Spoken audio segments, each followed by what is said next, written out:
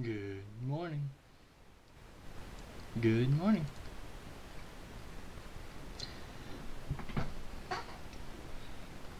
Good morning, everybody. This is Chad from IndieScape Games. Today I'll be putting together a level.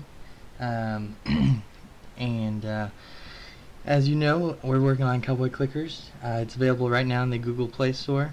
It's in alpha, so there are bugs.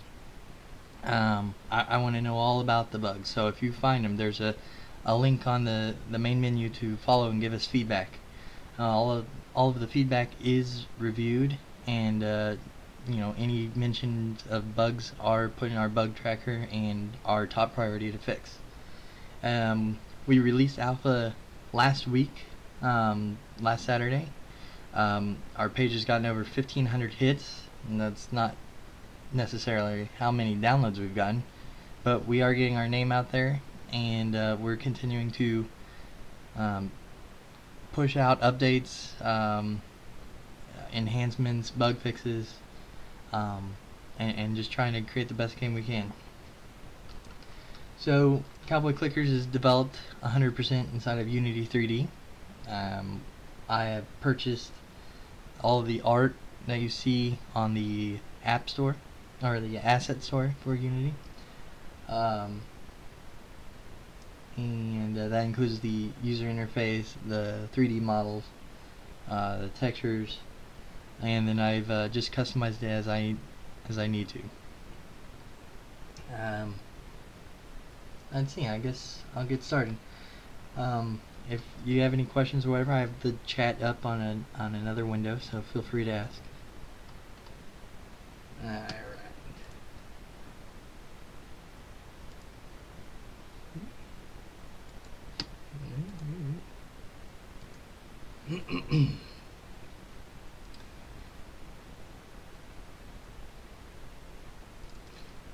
So Mexico was actually the first level we put together, and it's definitely one of the most polished.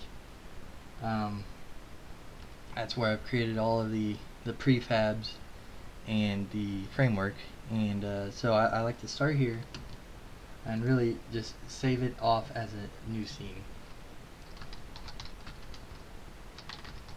And so the level today that I'm actually going to be putting together is one that is really missing as far as westerns go, is inside the town, with buildings on both sides, with our player fighting enemies. Just kind of like a traditional showdown in a lot of the old spaghetti westerns. So now that I've got our scene and verify that I'm not going to overwrite the Mexico level, I'm going to go ahead and clean out everything that's specific to the Mexico level. So I've got a game object here, and it's called scene geometry, and that's just kind of a nice container where I can stick our static objects that aren't interactable, for quick reference. So I'll go ahead and leave those, and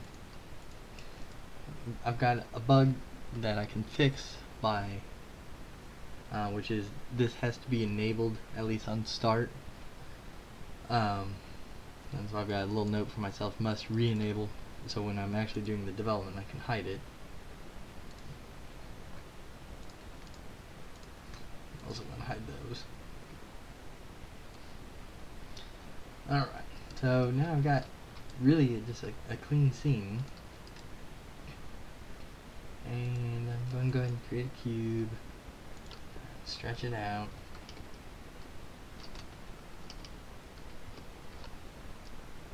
Done. So let me ask you this: is there any feedback of what the town should look like?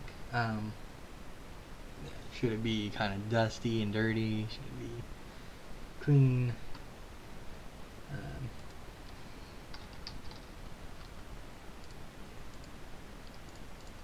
you go. I'm going to start with just this, so I'm open to some feedback. And traditionally, our views, if you play Cowboy Clickers, our views for most of the levels from the side. Um, Dirty like me, yeah. Um, this particular instance, I'm going to actually mix it up some. I am a big fan of mixing it up. One of my favorite scenes that we've done so far, even though it has a huge bug, is the train chase. And if you haven't seen that, the train chase had an orbit script where we would slowly rotate around the player, and it would just keep spinning and spinning and spinning. So as you um, continue through the level, and you can see it up here, and I've got props on both sides of the side of the train, because as it's spinning, I had it set up so when you got about here, it'd be looking towards um, the little campground there, and then as it keeps spinning, as it got to about this location, you'd see the farm. And because of the bug, I've just disabled the rotation temporarily.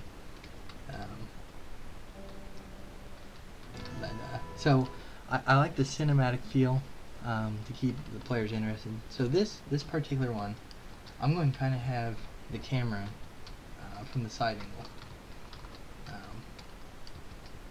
kind of over the shoulder. Let's see. So I have to align it up with where the enemy spawn cubes are, or the objects. There's that. And then I also have to keep in mind of where the player spawn is, too. Let's keep modifying that.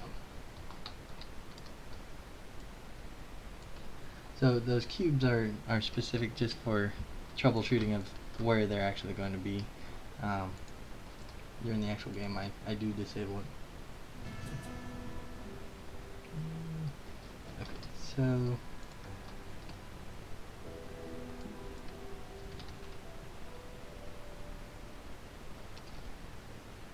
la la la la la la la.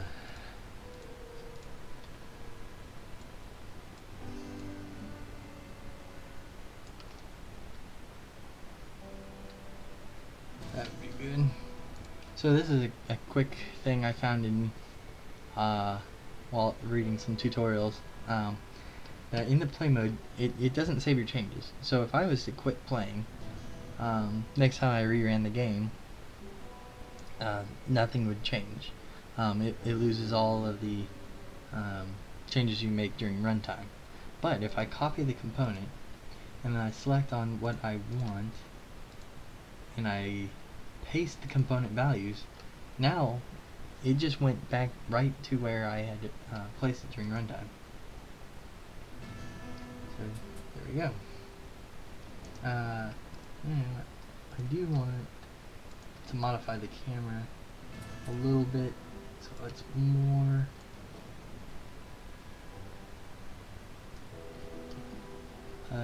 in scene, or the character is more in scene.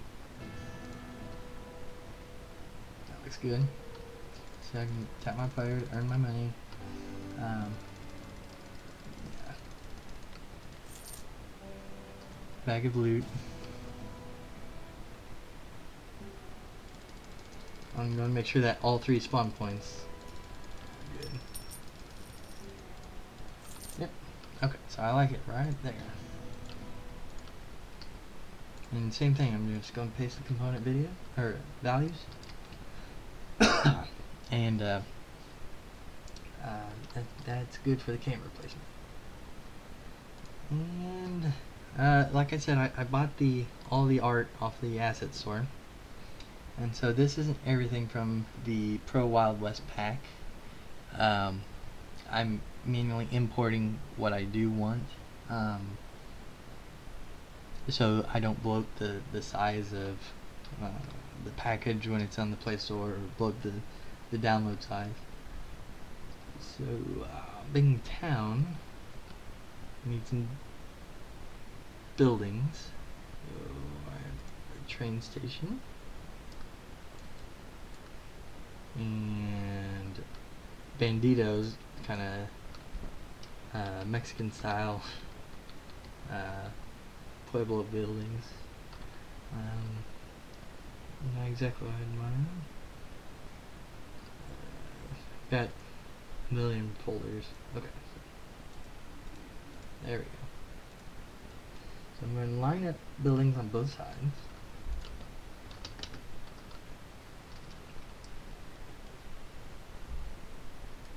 And I can already tell I'm going to need some more buildings, some more variation.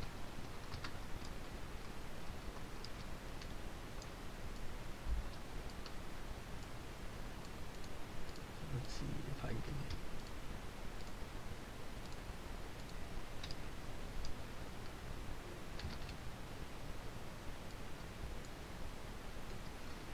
So I've duplicated this front entrance. I'm going to place it there.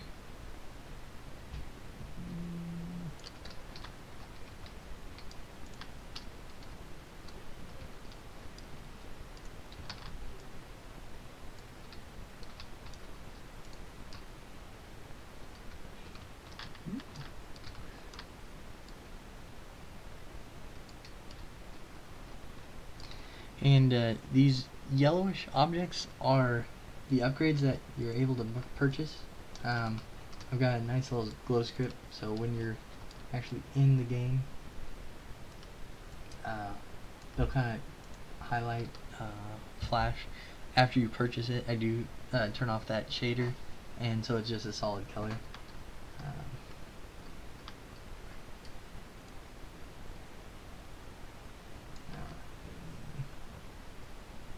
Should have floor somewhere.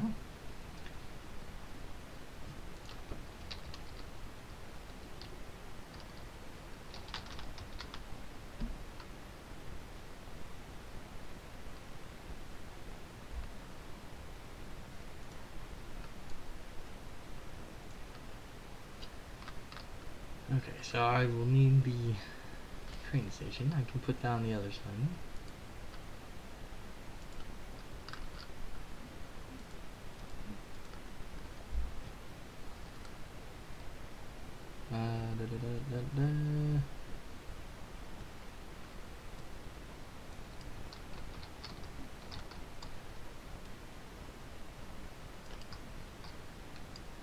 Okay. So now that I've got that, now I can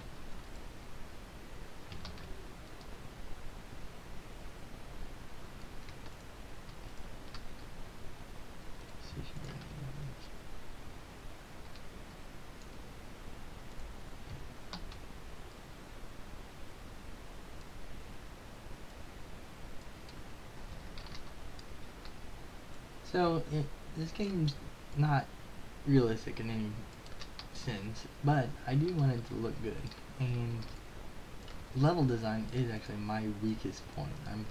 I'm more of a burrito bandito saloon. I do have a saloon, but what I found is the more that you fill a level with props and everything, the kind of the better the feel, the appeal the game has. Which is definitely what I'm going for, is not necessarily an authentic feel, but something that feels like it fits. Alright, let's see what that looks like real quick.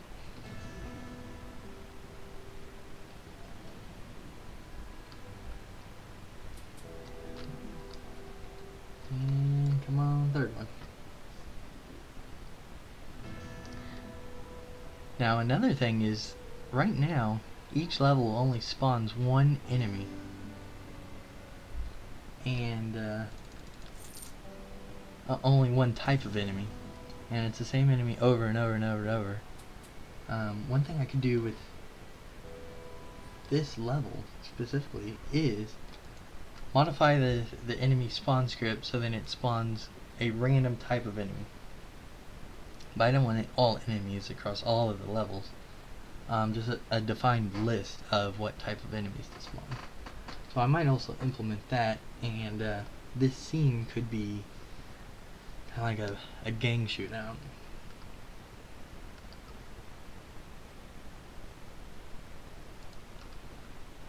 But first I'm going to finish putting this little level together.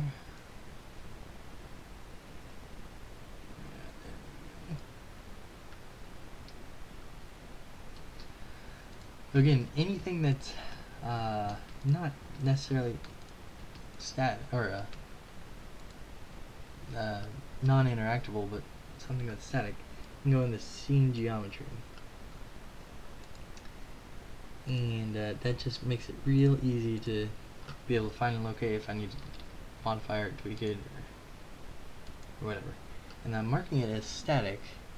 I don't know if there's actually a performance improvement when I do mark it static or not, but static just means, you know, either it has a set animation or no animations at all, and it will not be moving around the scene during playtime.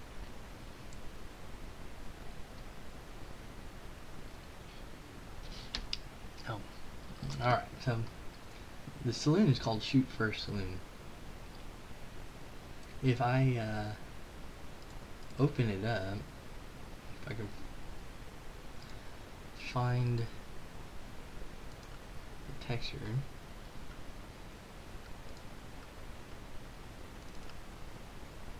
open it up. I'm opening up Photoshop right now. Maybe I could actually make it as a nice Easter egg for everybody. For my buddy Josh, make it the Burrito Bandito Saloon. So let's find the clone tool. Let's see. So I need to specify an area. Yup. Might be a little more difficult than I was thinking. Well, actually, hold on. I got an idea.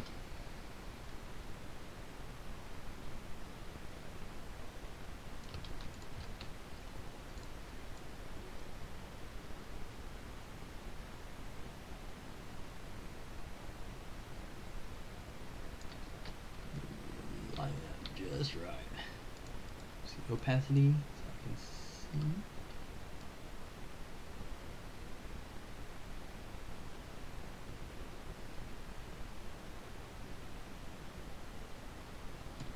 And a larger sample area.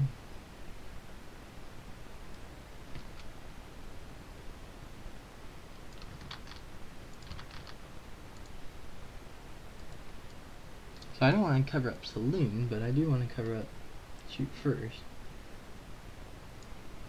But, so there we go. And my erase tool.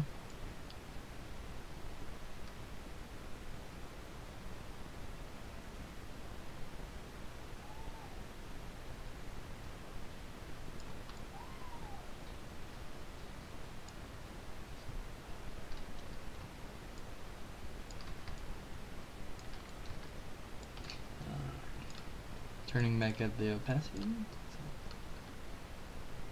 That looks. Let's get in there.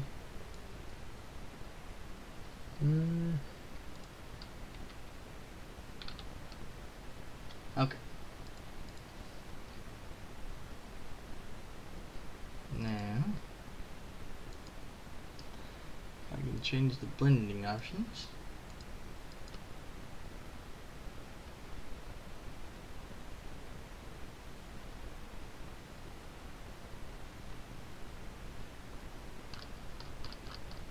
My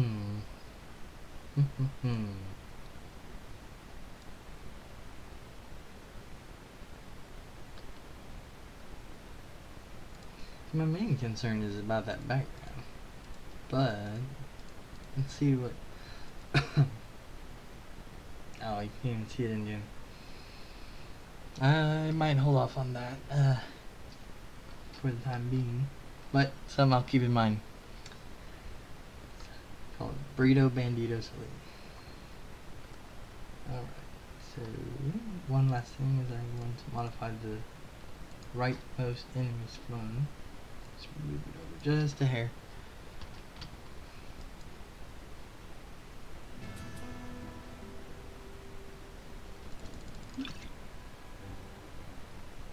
Alright, come on, enemies. So, the enemies spawn at a random interval based on several things. Number of seconds between checks, that's random.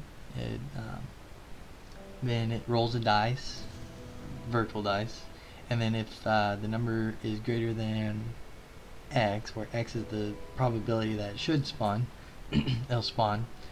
And after rolling the dice, if it's too low, it then looks at the objectives that have been completed. If 1 is completed, it'll add a 25% probability and then see if it needs to spawn again. If 2 have been completed, it actually doubles the probability. So what ends up happening is that the longer you play in a level and you get more of your objectives complete, the faster and faster they'll actually start spawning. So by the end of the level, if you have 2 of the 3 objectives done, and the last one is, say, the kill enemies objective, and you're running out of time, the application is smart enough to increase the probability of it spawning and increases the spawn rate. So then you'll be definitely button smashing there at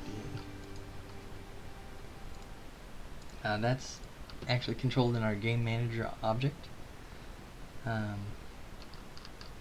I open up that script, now I'm just using the free version of Visual Studio right now. Alright, so here's our game manager class. It's a lot of code, 445 lines. Here's what I was talking about. So whenever the spawn enemy method is called, I'm going to roll it a virtual dice, which just selects a random number from 0 to 100. Checking your objectives or quests, as my variable is called. If 1 is complete, increase the spawn rate time, or decrease the spawn rate time by half. So if it says check randomly from 0 to 6 seconds before this method's called, it'll say, okay, see if it needs spawned between 0 and 3 seconds instead.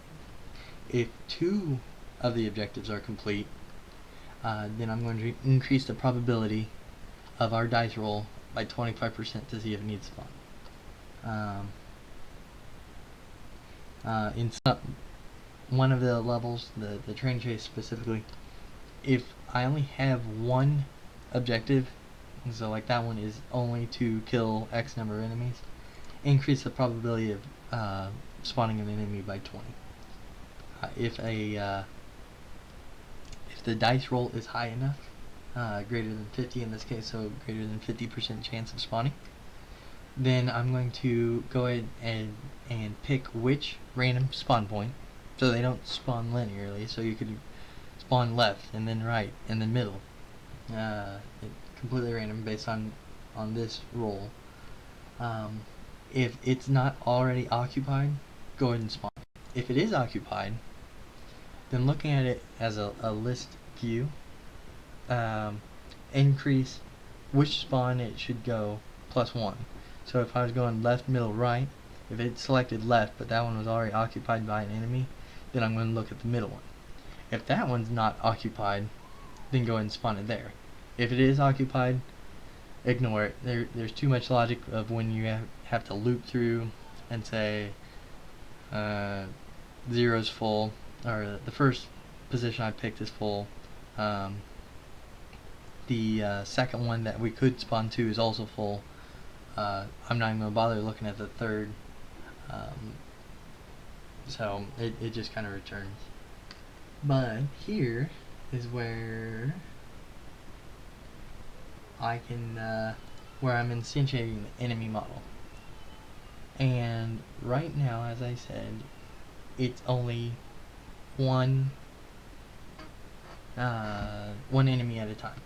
So if I come up here, and right now it's a game object, if I change that to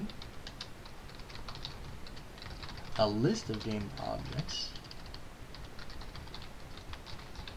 enemy spawn,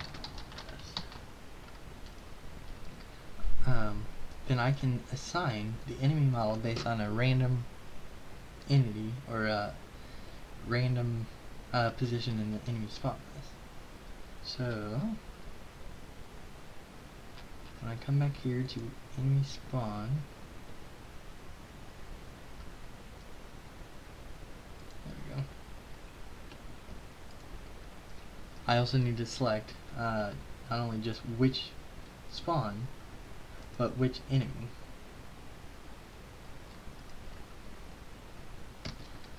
So I could say enemy model is equal to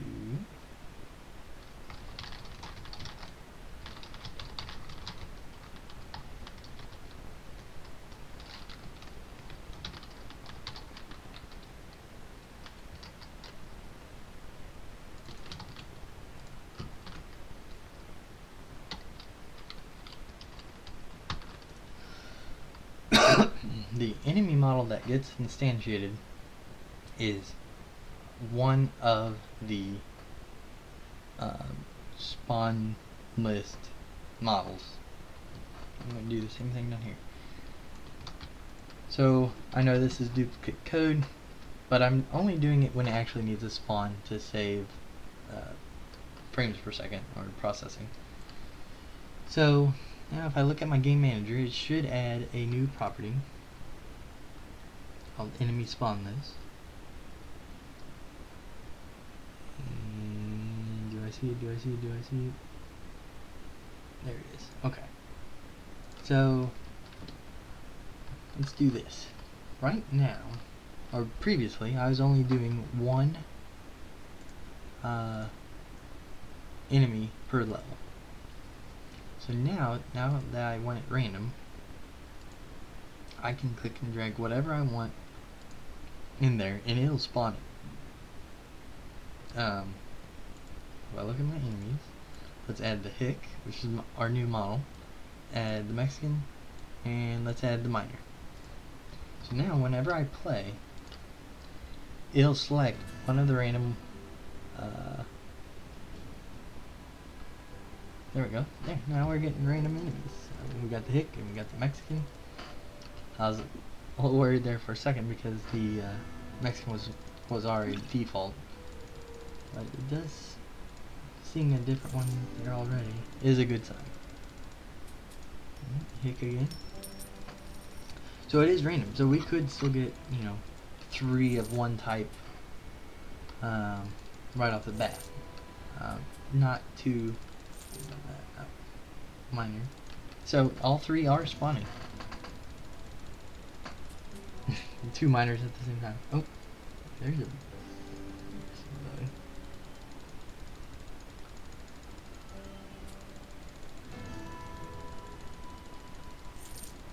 Interesting that the miners spawning so far off the ground, but the other 2 seem to be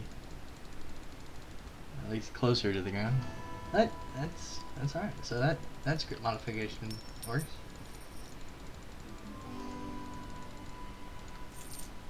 Alright.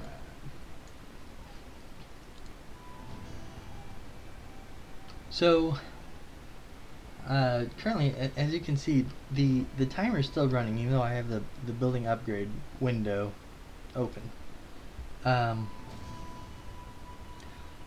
what's your opinion on actually pausing the timer when that window is open?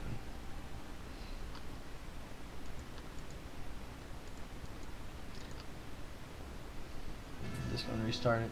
Okay. Good. Sorry. Cough.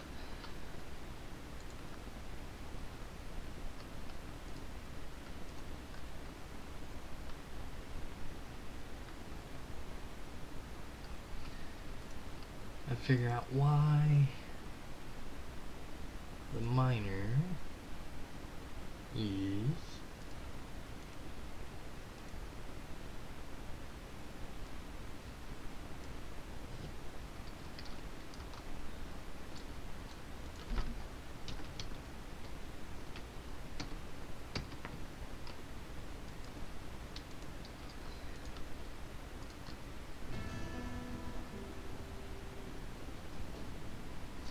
yeah, the market shouldn't be cluttered. I'm no more than 3 or 4 things.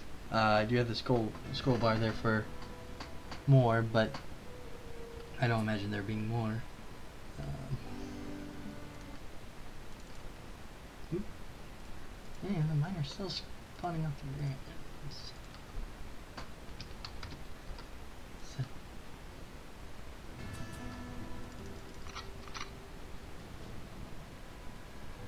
Alright. What do you got?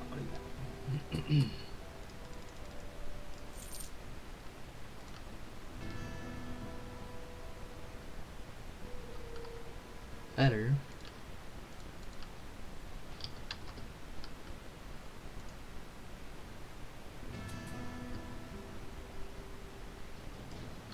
So, let's see. I just want to make sure I got that miner all fixed. And of course, it's going to be the last one to spawn.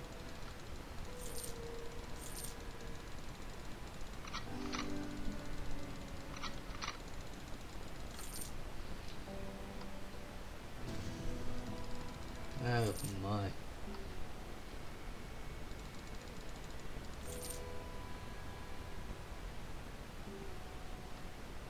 There he is. Okay, good. That probably broke the mine level, but that's alright. Let's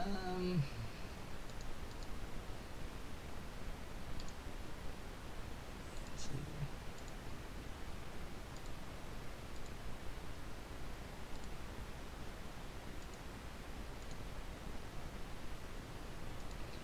Seeing if I have any kind of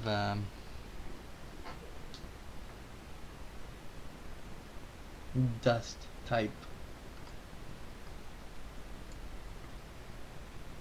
particle effect, but it doesn't look like I do. I'm not sure why that one's not. Oh.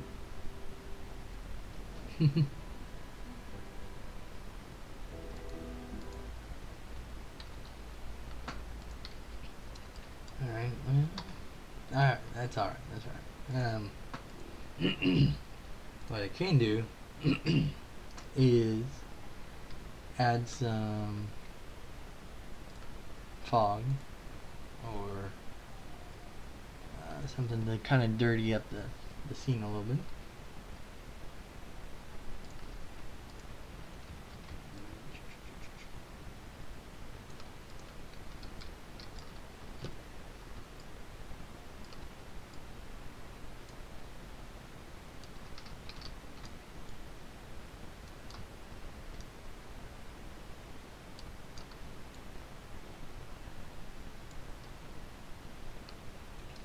And I got distracted.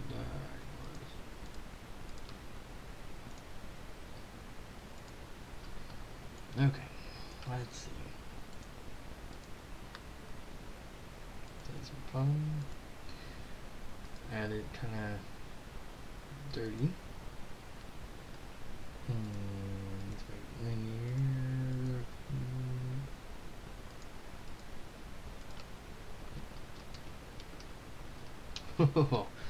Dust bowl.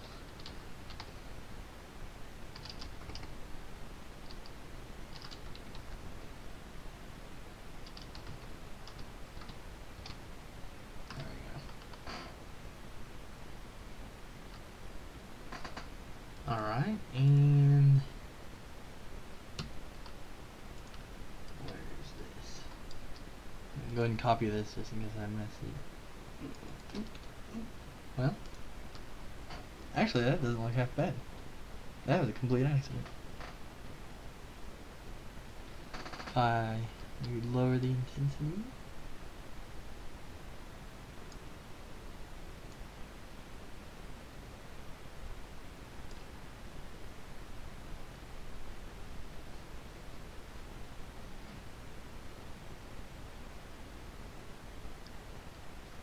That doesn't look half bad. I'm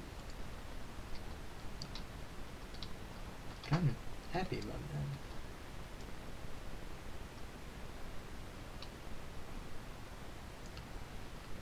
It won't be the shootout at noon, but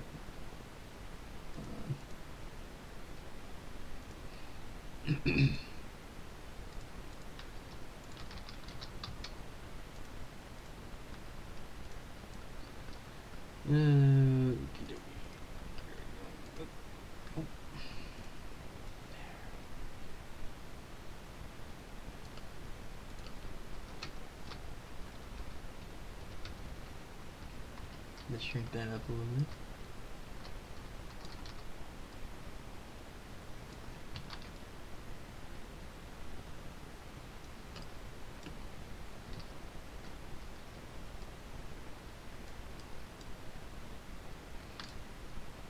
Alright.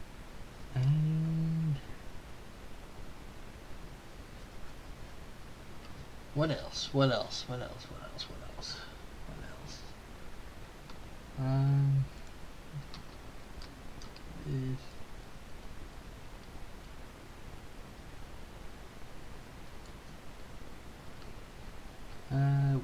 one little trick I've been doing is adding kind of mountains in the background, just to kind of give it that big feeling. Let's see. But what it actually is just some rocks. So if I click it, they're no bigger than that. But if I move it out and I rotate it sideways and I blow it up real big, some kind of shadow on it.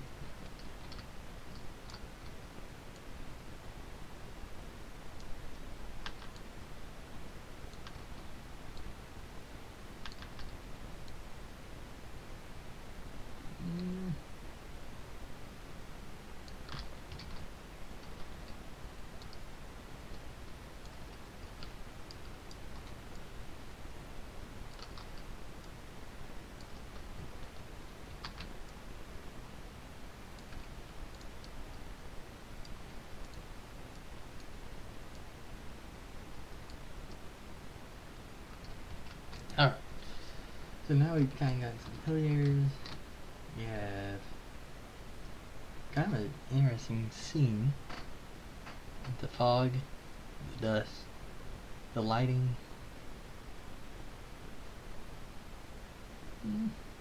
Yeah, I'm happy with that. Different angle than the rest of like what we've got.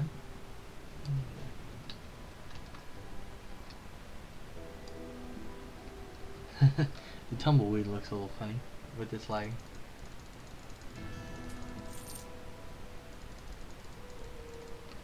How big is this guy's going? That's the next question. Can I? Okay. Let's see.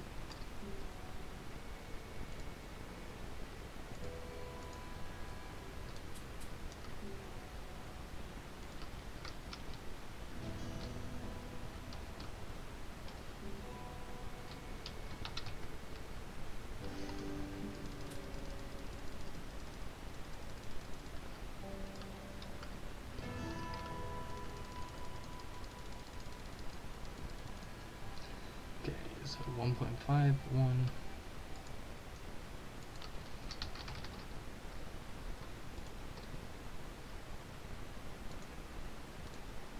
This is really all it is to build a level. So any other ideas for coming up with a level, let me know. Definitely get credit and thanks and gratitude. When the game actually goes live, I want to have 10 to 12 levels. Right now, the alpha, which again is playable and downloadable on the Google Play Store, has 5 levels. There's no story; they're all unlocked for alpha. When we go to beta, I'll actually start introducing a few more scenes, this one included. But what's missing is number one, a store. So I'm going to create a in-game store where you can upgrade your weapon. I do have those available that I can show. Where it looks like I just have the rifle. So the store, you upgrade your weapon, you'll start doing more than 1 damage per click. It's going to use in-game currency. The game's still going to be 100% free to play. No microtransactions. But the in-game currency, a lot of questions have come up. It won't be tied to the dollars that you accrue while you're playing. These dollars are going to remain strictly for building upgrades or purchasing upgrades that help you complete your level objectives. So, it's going to be hard pressed to get $1,000 if you're only accruing $1 a second without, smashing the your cowboy. So purchasing these upgrades can help you accrue faster. So now you see I'm earning actually $2 per second. I don't have that displayed anywhere, but I can kind of tell how quickly it's going. Whereas some of the other upgrades, or like this barrel, if I purchase it, every time I would click would be another dollar. So right now I'm getting $1 per click, along with the $2 now per second. If I want to make that $2 per click, purchasing that, now I'm getting $2 per click as well as the $2 per second. And so these little stats will help you progress. The purpose of the store is to actually buy. Ooh, that's a good screenshot because they're each of our new characters.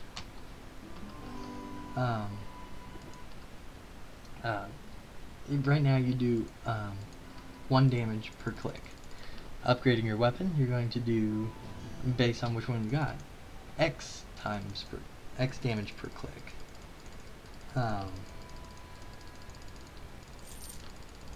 So the in-game currency is actually going to be the gold that you get random drops from. This gold is going to be tied back to your local account. So whenever you play Cowboy Clickers, you'll always have a reference to it. But if you are signed up to our website, IndieScapeGames.com, if you're registered and you sign into your account in-game, so then you can link your IndieScape account to your account in Cowboy Clickers or any other IndieScape game. When you link that, I'll also save your gold currency to your account base there. So our next game, whatever it may be, you'll still have all the gold that you created or that you collected in Cowboy Clickers as in-game currency that you can reference in our next game, and it'll compile. I've got hooks, so every time you log in, whether it's log in into the game, if you log into our website, you'll get some of that in-game currency, and I can have special events where you'll get 2 times gold currency for logging in on this holiday, Memorial Day weekend or something like that. I do not have that implemented yet, but it's something that I think will work out real well. It'll keep you playing all of IndieScape games, and without having to spend um, any uh, any actual money, at least in the games. So yeah,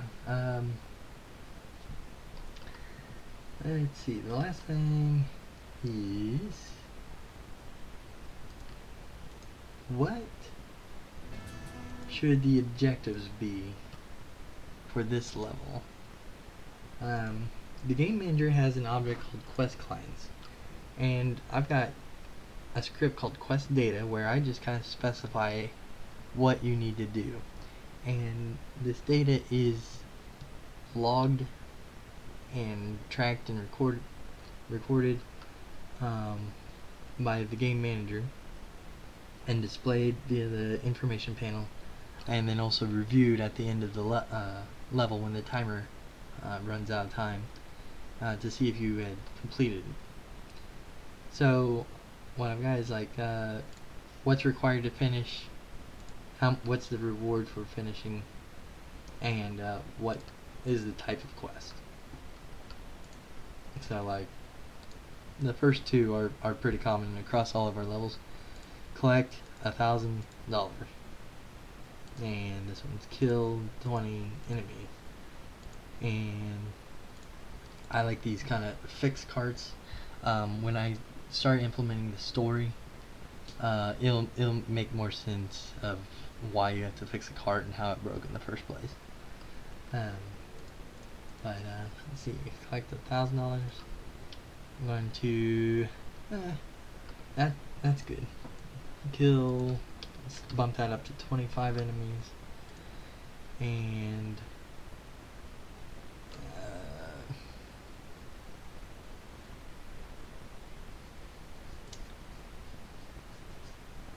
how about this? Buy one train ticket. So now, with those clients filled down, I should have it there. Buy one train ticket, 0 out of 1, kill 25 enemies, 0 out of 25, and collect $1,000. So one thing I'm going to fix is right now it remembers every time you load the level how much money you had at the end of the last level. I want to start at 0 every time, because what I'm going to do is to create leaderboards for each of the levels, and so it's only fair that if you start at 0 and you play and play and play and play, and the level lapses, I'll save off your score to the leaderboard, and I'll add a button where you can view the leaderboard, or you can view the leaderboard on our site for each level. And so starting at 0 will be fair for all the players to have a fair chance. What I do want it to remember though is sorry, how much money you do accrue per second. That will carry over. So in our game manager, it should be one of two places where saving is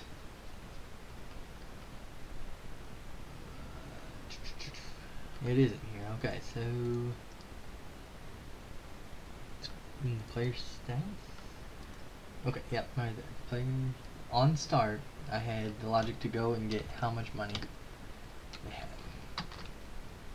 Now the dollars will be always set to 0 on the start of every level.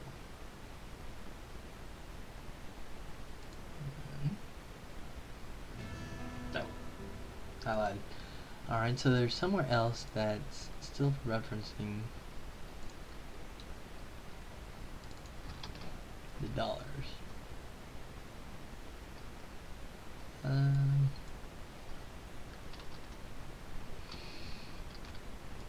Let's find out.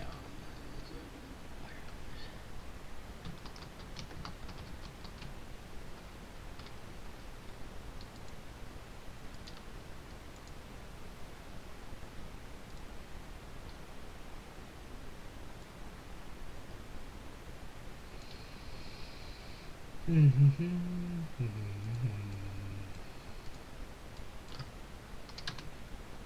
we go. Oh, it is in the game manager. Load all player information. I don't need that. That's just duplicating logic, I believe. So let me try that.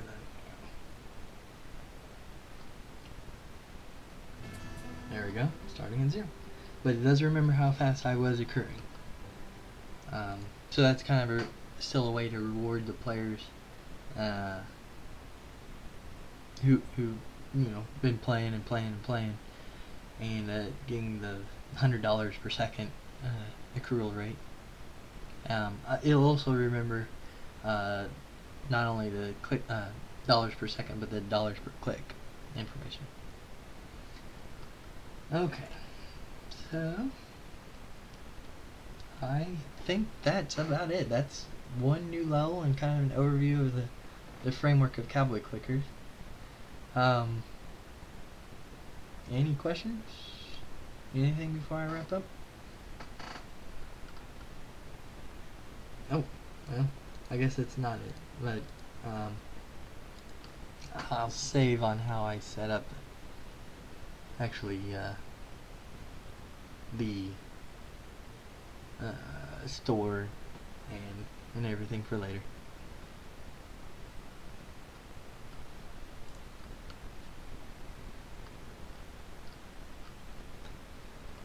Well, alright.